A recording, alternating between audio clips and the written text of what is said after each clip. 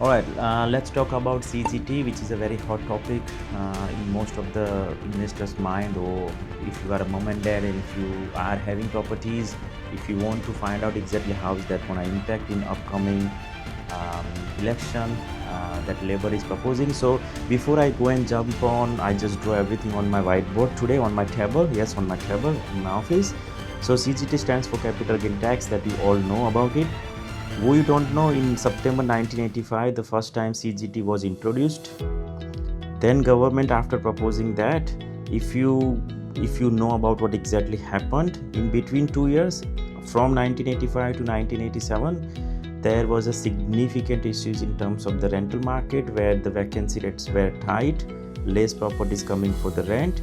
What does that mean is there were significant jump in terms of the rent. So the government has to reverse the strategy whatever they introduced in 1987. So if we talk about it exactly what's happening in 2026, right? Again 2026, let's say if you are mom and dad kind of the investor, or first home if you purchase, let's say if you purchase your first home at $500,000 in 2020, this is 2026, and if you sold your property at $900,000, so again 2020 you purchased as 500, 2026 you sold at 900, that's the total gain of $400,000.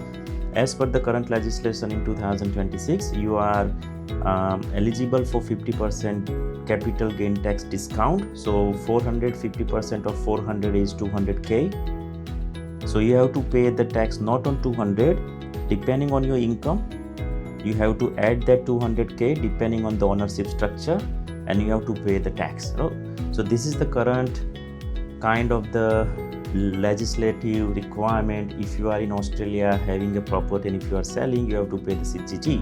Now the important thing is what Labour is proposing, to remove the CGT or scrapping, or maybe having a cap. Whatever happens doesn't make any difference or sense to me.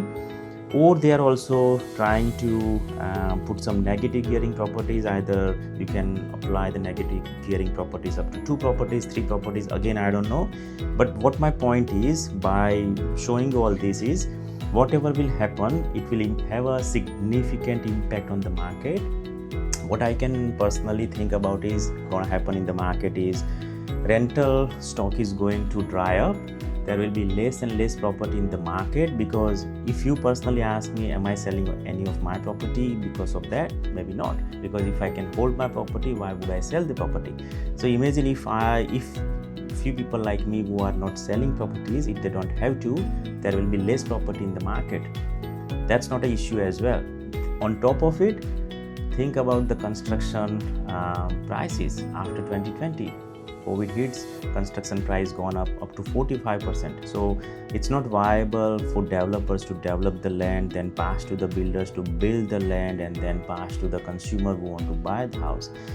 So there will be a ripple effect of prices, where prices will hike for construction, less property in the market because of that legislation. If that pass through in the upcoming election, again less property in the market. So what does that mean is, that means if there are less property in the market, the demand will be there obviously, but supply is none, right? There is no supply across the country, because across the country currently 1.1 to 1.3 vacancy rates. So it's already having a problem, and government is putting more problem right in front of you.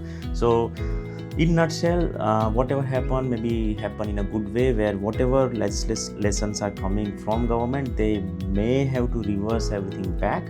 So if you are thinking to sell your property, don't just sell because of the CGT or because of the negative gearing. If you are planning to buy more properties, don't put a break again because of the negative gearing rule or CGT. Whatever happen will have an adverse impact, and government has to reverse whatever they are going to do now, right?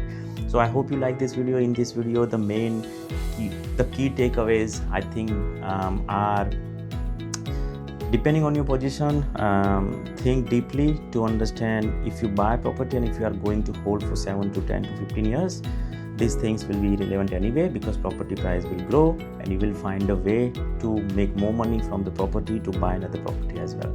To find out how we can help you out in this kind of the environment, call us on 1300-513-825 or visit my website to book a free consultation. We'll be happy to help you out. Thanks for listening.